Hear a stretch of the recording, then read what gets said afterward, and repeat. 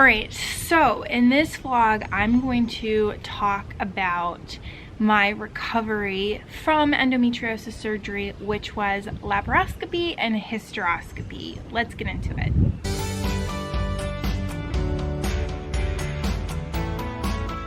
So I just want to have a disclaimer that everyone's experience is going to be different. This has just been my experience for the first week and a half after recovering from the surgery. It also really depends on what they do in the surgery. Aurora, honey, she wants to be out here, but then she's not happy. I don't know what she needs this time. I just took her in to go to the bathroom. I don't know. All right, 1 second. So for me, I had stage 1 endometriosis lesions. However, I had, and there's no staging system for this, but I had a ton of fibrotic tissue.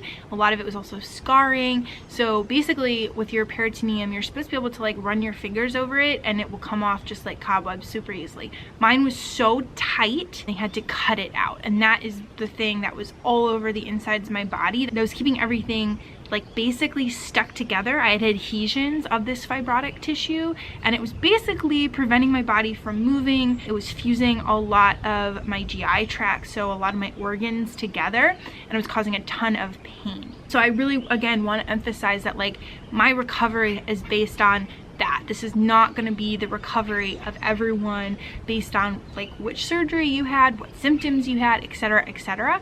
I just want to make that like super clear because this is not going to be everyone's experience. Because of all the pain I had, I don't want to deter anyone from having this surgery because it has been so worth it. Even the pain that got so much worse right after surgery, it's a week and a half later and I feel like I have my life back, like not fully yet, but I feel like myself again. And that's insane. That's incredible. I've had like, I think 6 good days where I feel like myself and I actually have some energy and I'm not super brain foggy and I can actually function and do some stuff on my to-do list. And I haven't had that for like a year. So I just want to say that the pain is worth it, even though I'm going to talk about being in excruciating pain right after the surgery. Okay, so the first topic I'm going to talk about is pain. Pain management, pain cycles, like how much pain I was in, etc., etc. So, as I've talked about in a couple of vlogs ago, it was so painful right after the surgery. I was not prepared for how much pain I was in. The first time I tried to move to sit up to eat something after surgery, I was like, oh, like it was just so painful. And I told myself before surgery that I was not going to take any narcotics because they gave me like 10 narcotics, 10 pills. 10 narcotics, 10 pills of opioids for the pain management. And I told myself, I'm not going to take any. I'm used to pain. I got this. Wrong. So wrong. I definitely needed them, but I did not take all 10. I probably took half, I'm gonna say. So the first car ride was excruciating pain. Got home, slept for 4 days. However, during those 4 days, I took a lot of pain management and pretty much just slept through the pain and tried to take Benadryl to just sleep. But I want to talk about what pain meds I use, the pain management tactics that I employed. So like I said, the first day I took the narcotics. So it was, I believe, hydrocodone, which is oxy with Tylenol. Don't quote me on that, but I think that's what it is. I took 2 at the surgery center, which takes about 30 to 45 minutes to kick in, but for the car ride home, it was like just starting to kick in, and man, did I need it for the car ride home. It was any bump. I felt every single bump on the roads, and we live in Pothole, Pennsylvania. So pretty much the whole ride home, I was in excruciating pain. Like walking in and getting settled was just so tough. I wanted my dad to take a picture of my wounds or my incisions and everything so that I would know what they looked like, so I could tell if they had changed. And my dad was like hovering over my stomach as I was lying down, and I was like, I literally will murder you if you drop the phone right now. Like I was in so much pain. I was so grumpy. But anyway, so I took 2 oxy, and then you can only take 1 to 2 every 6 hours. So that first day I took oxy the whole day. And what was crazy is that day, I think it was the anesthesia, I didn't feel super social or great right after, but after I'd taken a nap for a while and the rest of the day, I felt like really social. I really felt good. I did not have any anxiety, any depression that one of my meds was causing, or any suicidal thoughts that one of my meds was causing. I'm gonna get into that in a whole nother video. That's been a journey over the last couple months. It's been incredibly stressful and traumatic, but I'm gonna get into that in another video. But I had like perfect mental capacity and clarity, no intrusive thoughts, no anxiety. So I was having great ideas. I was writing all these ideas down. Like, I felt like a normal person brain wise and mentally, and I think that was the anesthesia, honestly. So I felt really great. That was the first day, as I was pretty much just on oxy. You can also take ibuprofen, so I probably took some ibuprofen as well. You just can't take Tylenol because part of the oxycodone or whatever I took also had Tylenol in it, so you just couldn't take Tylenol too. But I was taking like Benadryl to sleep. Not sure if that's good or not, but I was taking Benadryl. They didn't tell me I couldn't, and I was also taking ibuprofen. Second day, decided not to take any of the oxy, only took 800s ibuprofen. I think you can take that every like 8 hours or so. Again, don't quote me on any of this. I'm not a medical professional. What I did is not necessarily right, so don't copy me. I'm just like telling you what I did for a frame of reference for you to make your own decisions based on what your doctor tells you and what you want to do. And then I also took a ton of Tylenol and then Benadryl, and I was just sleeping. I mean, I was just sleeping. When I would get up, all I would do is try to eat a little something to then take all of these heavy meds and then go back to sleep.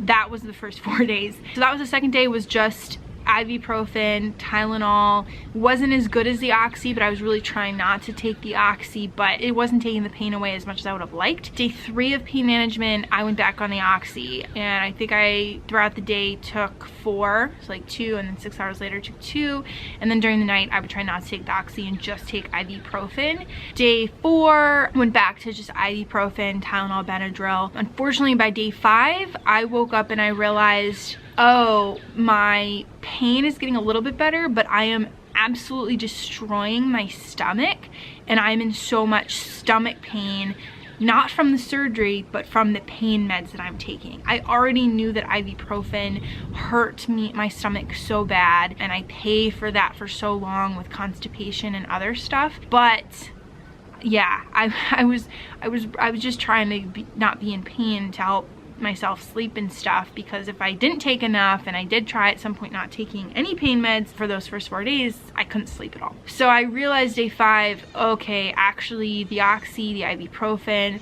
completely destroying my stomach. I'm gonna try not taking anything today, because I was in more pain and the pain meds weren't helping that pain. I was in more pain with intense stomach pain. So day 5, I really just went to Tylenol, Benadryl, no ibuprofen, no oxy, and my stomach pain got a lot better. And since then, I might have taken a couple more ibuprofen when it got really bad, but in general, I had to stay off of the oxy and the ibuprofen because I was in so much stomach pain and I was destroying my stomach so badly.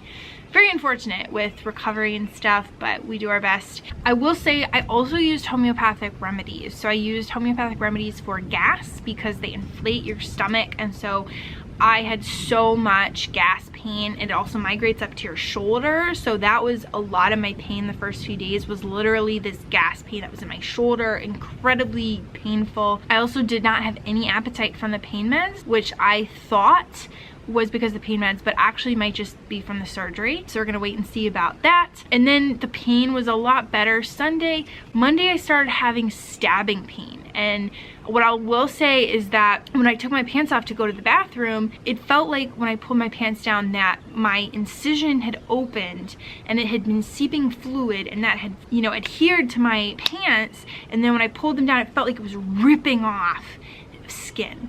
Not the case. When I looked, not the case. So I guess I was putting pressure on something internally, and that was giving me intense burning pain.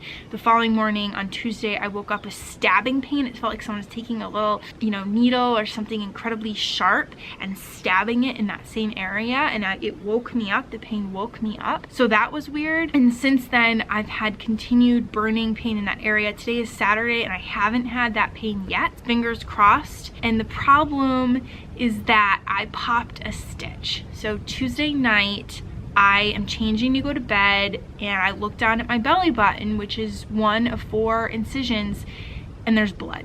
There's blood, dried blood all over my belly button. I take a Q-tip, which is a horrible idea in hindsight, and I put it inside to see if there's any fresh blood.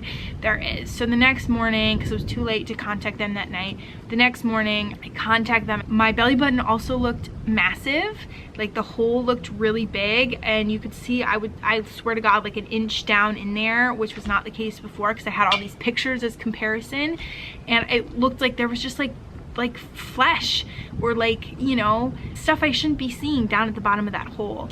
And so I ended up going in Thursday because Dr. McGurk is in surgery all day Wednesdays, so they wanted me to go in on a day when she was there. They took a look at it. Unfortunately, she wasn't actually there. She wasn't in the office that day, but the nurse looked at it. She said, you popped a stitch. So in your other incisions, your 3 other incisions, they only glued it. My umbilical incision, they did not glue it at all. They put a stitch on the top, and then there's multiple internal stitches. So she said you popped your external stitch. She said after 48 hours after the surgery, it is more dangerous to go in and try to restitch or glue or something else because it's more likely for infection.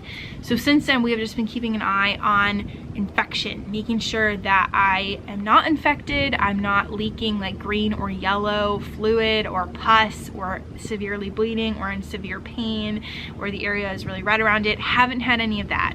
That's what we've been keeping an eye on, but I'm ripe for infection. So I also have basically gone backwards in my recovery. I've not been able to bend over or sit up. I have to like roll over and then sit up, not sit directly up from laying down. The initial things right after surgery were don't lift anything heavier than 15 pounds, no intense exercise, no tampons or anything in the uterus. And so those were my limitations, and I kind of went backwards in recovery. But they said, give it 48 hours. We'll get in touch with you with a nurse. Today's 48 hours, but it's a Saturday, so I'll talk to them on Monday. But then I should be cleared to also take a bath. Haven't been allowed to take a bath. You're allowed to take a shower, but no bath. So looking forward to taking a bath because that's easier for me to be lying down and wash my hair and stuff versus standing. I do have a shower chair so I can sit because I've almost passed out in the shower several times with my POTS-like symptoms. So that will be really interesting to see what happens going forward with that. I also had a lot of constipation after surgery, so I've ended up having to drink coffee, which I never drink, just to try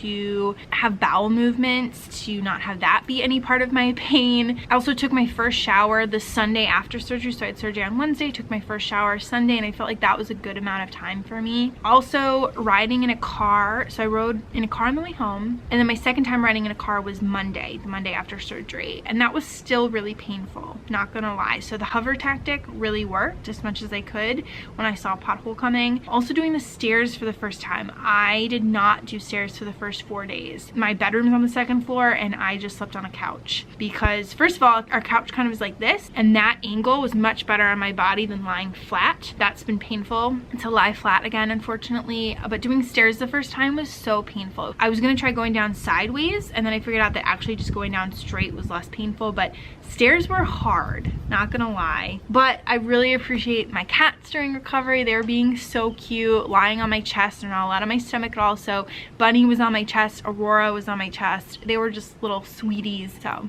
yeah, it's been good. That, I think, is a long enough video for today. Some of my first days of recovery, pretty much the first week of recovery until I popped my stitch, and then my pop stitch symptoms since then. Oh my gosh, it's been like so stressful, and I've also had increased pain right behind my belly button. Like that area I think is trying to heal and stuff, so I've had a band-aid over it, not fully, like the band-aid doesn't completely cut it off to air. We just want to know if I'm leaking any fluid, and if so, what color that fluid is. So that's been the first week of surgery recovery, including my pop stitch. It's always something. So yeah, in a couple more vlogs I'll go over like the following week's recovery from there, because there is still other stuff to get into. But yeah, that's pretty much the recovery since then. Yeah, pretty exciting. So talk to you soon, friends. Bye.